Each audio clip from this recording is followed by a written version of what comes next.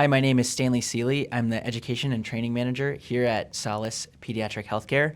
I am also a bilingual speech-language pathologist by trade, which is why I have with us Helen Vradelis, another bilingual speech-language pathologist who is practicing full-time in the field now. And I have her here because I want to learn a little bit about her experience here with Solace. So, would you mind telling me generally about your experience in home health since you started with us a couple, 2.5 years ago? 2.5 years ago, that's exactly right. Yeah, I started with Solace in August 2021. It's been fantastic. Home health has been such a rewarding and unique experience that comes with its own challenges and need for growth. Yep. But for me, it has really felt like home. And I've worked in clinics, I've worked in outpatient centers and schools, but home health has been the place where I feel like I can accomplish the most and connect the most as a clinician. I couldn't agree more. I'm wondering, are there factors that are specific to Solace that have set you up for success working in the home health space? Yeah, so home health can be challenging. You need to constantly be on your toes. You're going in and out of different settings. And the one thing that I feel like Solace has really nailed is having people in the upper management, such as our friend Stanley here, who are past clinicians. So they know what it's like to be there in the homes, between homes, driving around. And as much as I can rely on my friends and family for some support, it's really important to me to be able to get on the phone with a mentor during some hard days and just talk about the challenges I'm going through or what I just faced. And yeah. I do feel like home health can be isolating at times, and so something that I kind of pride myself on that is a Solace thing is that we really, I don't pride myself, I pride the whole organization that we do try and build community as much as is possible in this setting, and we have lots of avenues for people to connect and have those meaningful discussions. So I'm really glad that you're taking advantage of those, because otherwise you're just kind of out there. So are there things that you really are enjoying about your current role in home health? Yes. So home health to me is the space where you can connect with the family the most. Mm-hmm. You are welcomed into their home, but with that comes the responsibility to be a guest in the home and leave things that might be challenging you that day at the door and really be present with that family in the moment, in their space, in their home. Tell me a little bit more about how that relates to your role working in a lot of culturally diverse homes that might have different cultures and expectations than what you're used to in your space. Yeah, so I work mostly with Spanish-speaking families, and obviously with that, the primary thing is the language. I don't really have ways to speak Spanish in my personal life, and so it is kind of my work language. So especially on a Monday, I walk in after a weekend, and I have to get my Spanish brain going again. And that can come with some hiccups. Sometimes I hit the ground, and I'm speaking Spanish, and it feels good, and I don't have to think, and other times, oh boy, those words just don't arrive. Oh yeah. And allowing the families to see that, to see me working through something, to see me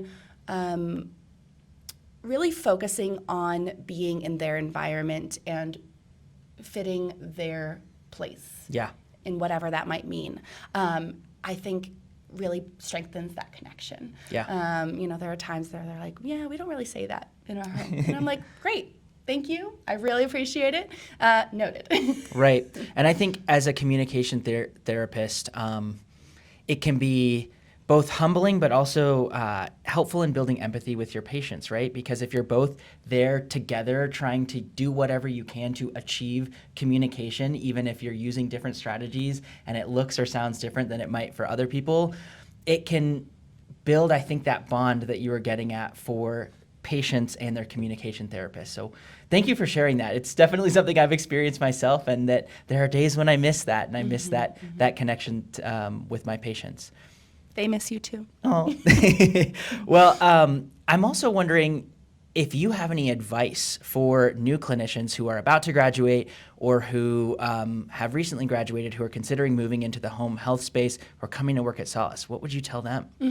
So we touched on this a little bit before, but while home health allows you to build such great connections with the families, it can be a little bit isolating.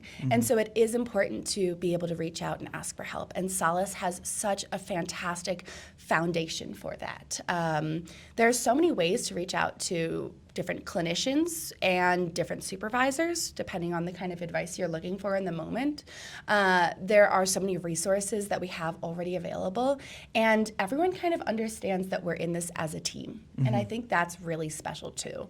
If you reach out to someone and you're like, I could really use a phone chat, they are so quick to get back to you and be like, yes, absolutely. How can I help you? What are you looking for? How can we support you here? And so not hesitating to reach out and ask for help, I think is an important skill in life, but especially in home health. Thank you. What would you have to say about the importance of relationship building early on in your clinical career? Yeah. So I know as a new grad, I was so excited to hit the ground running and start fixing all the different diagnoses I was coming across, all the different communication challenges we were seeing. And you just feel so empowered with all of the new education experiences you have. However, I strongly believe, and I think we've seen in our clinical experience, that relationships come first.